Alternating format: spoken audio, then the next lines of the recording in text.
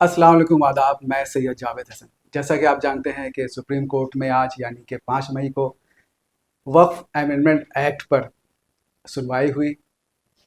ये सुनवाई 5 पिटिशंस पर हुई है, जिसमें सेंट्रल गवर्नमेंट ने जो एक्ट बनाया है वक्फ पर, उसका जो आईनी जवाज़ है उसको चैलेंज किया गया है। दरअसल ये भी आपको पता चल गया होगा कि सुप्रीम कोर्ट ने कहा है कि अब इसकी सुनवाई जो है 15 मई को होगी, जिसमें नए चीफ जस्टिस आएंगे और वो सुनवाई शुरू करेंगे। अभी के जो चीफ जस्टिस हैं उनका कार्यकाल 13 मई को ख़त्म हो रहा है और 13 मई को ही नए सुप्रीम कोर्ट के जो चीफ जस्टिस हैं वो पदभार ग्रहण करेंगे। हमारे साथ पटना हाई कोर्ट के additional advocate general Khurshid Alam साहब हैं। हम उनसे ये समझने की कोशिश करेंगे कि ये बात तो चीफ जस्टिस संजीव खन्ना जानते ही थे कि वो रिटायर होने वाले हैं 13 मई को। फिर उन्होंने 5 तारीख को सुनवाई का डेट क्यों दिया था? जी। अस्सलाम वालेकुम। आदाब।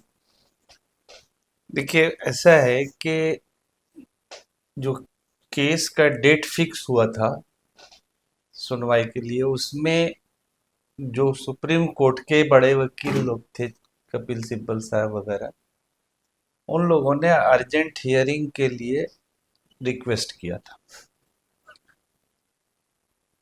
तो इसमें 70 से भी ज़्यादा पिटीशन पड़ा हुआ था। उसमें से 5 पिटीशन को शॉर्ट आउट करके, कि जिसमें हर तरह का पॉइंट्स आ जाए, चीफ जस्टिस साहब ने इसको डेट फिक्स किया था। 5 तारीख का जो डेट रखा गया था वो सरकार को जवाब देने के लिए रखा गया था। चूंकि चीफ जस्टिस साहब चाहते थे कि इसमें सरकार का कुछ जवाब आ जाए, और पहला दिन जो बहस हुआ था, लोगों में जो बीजेपी के लोग हैं, इन लोगों ने बहुत हंगामा किया कि साहब चीफ जस्टिस साहब ने जो है कुछ इसको स्टे किया, फलां किया। बात स्टे की नहीं थी। चीफ जस्टिस साहब ने कोर्ट सेंट्रल गवर्नमेंट को कहा कि आप हमको 5 तारीख तक जवाब चाहिए। अगर आप जवाब ना देंगे या आप डेट बढ़ाएंगे, तब हम इसमें स्टे के लिए फिर कुछ सोचेंगे। वैसे हालत में सेंट्रल गवर्नमेंट के वकील की तरफ से, तुषार मेहता साहब की तरफ से ये ऑफर आया और ये अंडरटेकिंग दिया गया कि इसमें हम आगे अभी स्टेटस को रखेंगे, अभी कोई कार्रवाई आगे नहीं करेंगे।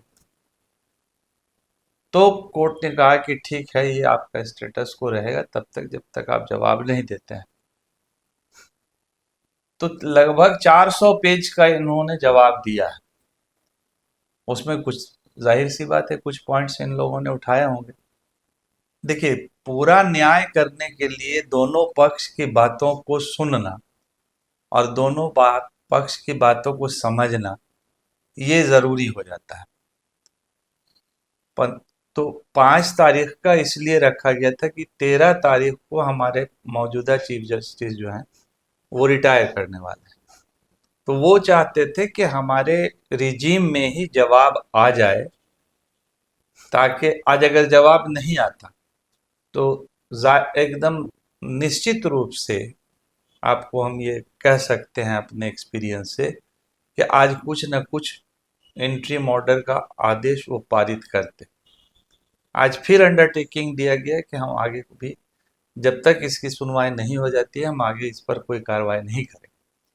हमको लगता है कि सेंट्रल गवर्नमेंट भी को भी अब एहसास हो गया है इस बात को लेके कि हमने जो कानून बनाया है वो कानून हिंदुस्तान के संविधान के अनुकूल नहीं है। इसलिए वो भी अब लगता है कि किसान वाले जो एक्ट बने थे और भी कई एक्ट बन, उसमें जिस तरह से धीरे धीरे बैकफुट पर चला गया सेंट्रल गवर्नमेंट, हमको लगता है इसमें भी सेंट्रल गवर्नमेंट जो है धीरे धीरे बैकफुट पर जाएगा और उस कोशिश ये करेगा कि इस पर फाइनल सुनवाई ना हो कि ये गतल खाने में चले जाए। लेकिन हमारे जो नए चीफ जस्टिस साहब आ रहे हैं, उनके कार्यकाल ऐसे रहे हैं, उनके जो भी पहले के जो हम लोगों ने judgement as a high court जज, सुप्रीम कोर्ट जज जो हम लोगों ने देखा है, तो ये काफी न्यायप्रिय आदमी हैं और संविधान के प्रति काफी मजबूती के साथ ही अपनी बात को, अपने ऑर्डर को लिखते हैं। इसलिए हम समझते हैं कि नए चीफ जस्टिस साहब जो है, हमारे जो मौजूदा चीफ जस्टिस साहब का जो व्यू है और जिस तरह से उन्होंने सुनवाई किया है, उससे भी बेहतर तरीके से 15 तारीख को इसकी सुनवाई होगी।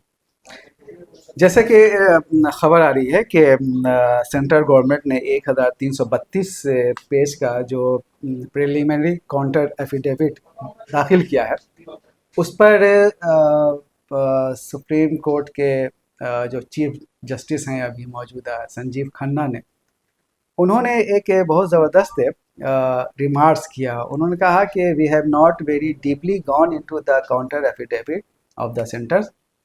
Yes, you have raised certain points in regards to registration of Waqf properties and have given some disputed figures that will require some consideration.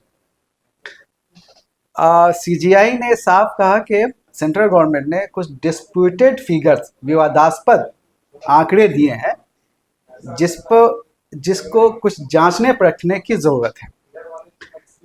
ये कितना इम्पोर्टेंट रिमार्क्स है? ये काफी इम्पोर्टेंट रिमार्क है।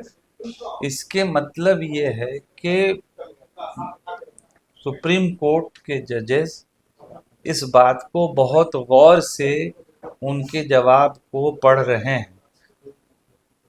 और उसमें उनको जो खामियां नजर आ रही हैं, जो उन्होंने डिस्प्यूटेड फिगर्स बोला कि अपने दिया है रजिस्ट्रेशन के मामले को लेके, तो जाहिर सी बात है कि अगर कोई आदमी या कोई संस्था, सरकार अगर गलत एफिडेविट देता है तो उसका जो है कोर्ट पर असर बड़ा बुरा पड़ता है। ये रिमार्क बहुत इम्पोर्टेंट है और आने वाले दिन में देखना होगा कि उसमें कौन सा डिस्प्यूटेड मामला रजिस्ट्रेशन का उन्होंने फिगर दिया है, उसको देखना पड़ेगा। ये रिमार्क तो है, इम्पोर्टेंट है। एक जगह और कहा है कि he would not want to reserve judgment or an interim order on the matter as certain aspects of the law needed clarification.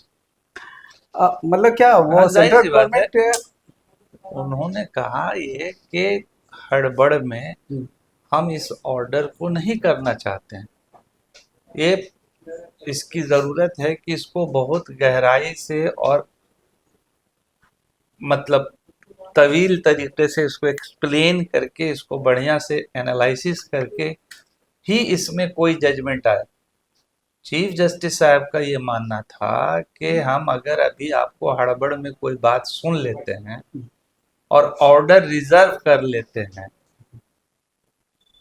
तो फिर 13 तारीख के पहले उनको जजमेंट देना पड़ेगा। और अगर उस बीच में अगर कोई बात ऐसी होती है, कोई पॉइंट छूट जाता है, तो आने वाले दिन में उसका असर बुरा पड़ेगा। तो वो चाहते हैं कि जो भी फैसला हो वो फैसला एकदम साफ सुथरा और जो भी पॉइंट दोनों तरफ से उठाया गया है उसको पूरे तरह से एक्सप्लेन करके कानून के नज़र में, हिंदुस्तान के संविधान के नज़र में देख के और तब फैसला दिया जाए। अभी जैसा कि आप जानते हैं कि 3 जजेस की बेंच इस मामले की सुनवाई कर रही है। चीफ जस्टिस के अलावा जस्टिस संजय कुमार और जस्टिस केवी विश्वनाथन। क्या ऐसा लगता है कि ये लार्जर बेंच में भी जा सकता है?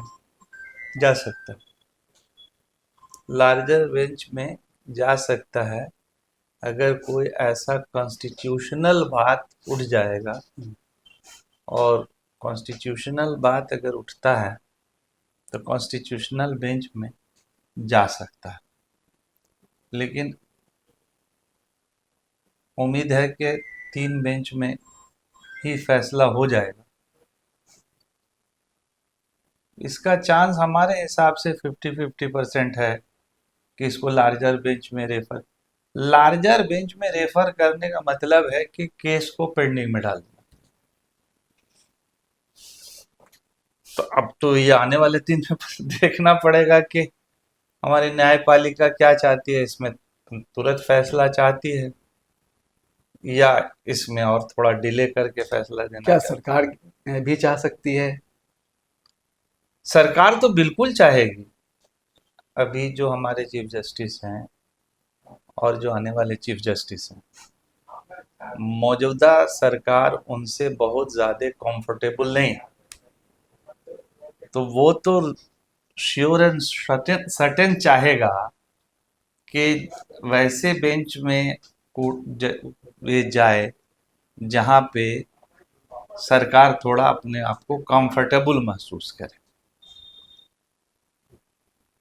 तो सरकार तो हर हाल में चाहेगी, उसमें कोई शक नहीं। अब ये देखना होगा कि कोर्ट कितना चाहती है, और जिस तरह से अभी इस दौरान में बीजेपी के कुछ एमपीज या आपके वाइस प्रेसिडेंट वगैरह ने चीफ जस्टिस और न्यायपालिका पर जिस तरह से हमले किए हैं, हम समझते हैं कि कोर्ट को भी अब अपने आप को देखना होगा और अपनी इज्जत भी उनको बचानी होगी। जो आपने जिक्र किया, एक तबका ये भी आ, समझ रहा है या सोच रहा है कि जिस तरह से एमपी कान दुबे या वाइस प्रेसिडेंट जगदीप धनखड़ ने जिस तरह से 2 अलग अलग मामले में सुप्रीम कोर्ट के खिलाफ जो बात कही, क्या उसका भी कुछ दबाव मौजूदा चीफ जस्टिस पर नहीं है? नहीं, उस तब का कोई दबाव नहीं।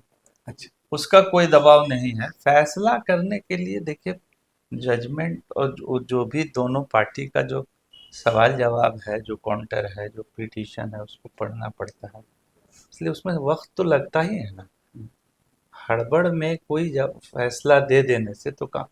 और हमको लगता है, देखिए, पिछले जो जजमेंट्स आए हैं और उसमें चीफ जस्टिस हमारे एक्स चीफ जस्टिस जिस तरह से जो है अपना बयान दिया गांव में जाके हम्म, बाबरी मस्जिद वाले जी। मुकदमे में, तो एक बहुत ही ऐसा जजमेंट बाबरी मस्जिद का आया जिससे कि आम आदमी भी, जो न्याय प्रिय आदमी है, जो कानून को समझता है, और मुसलमान, सिवाय वो लोग जो बाबरी मस्जिद के जगह पर राम जन्म मंदिर बनाना चाहते थे, उनके अलावा हम समझते हैं हिंदुस्तान का कोई आदमी भी उस जजमेंट से सेटिस्फाइड नहीं। इवन के कोर्ट भी अपने आप को समझ रहा है कि वो जजमेंट गलत हुआ, फैसले हुए हैं, इंसाफ नहीं हुआ।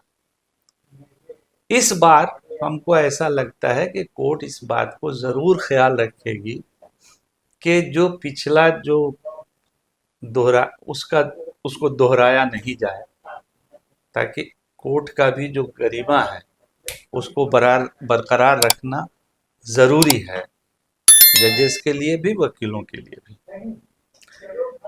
तो ये थे पटना हाई कोर्ट के additional advocate general Khurshid Alam साहब, जिन्होंने बहुत ही स्पष्ट रूप से कहा कि वक्फ बोर्ड के मामले में, वक्फ एक्ट के मामले में सुप्रीम कोर्ट बहुत ही मोहतात है और बहुत ही गहराई से इस पूरे मामले की सुनवाई कर रहा है।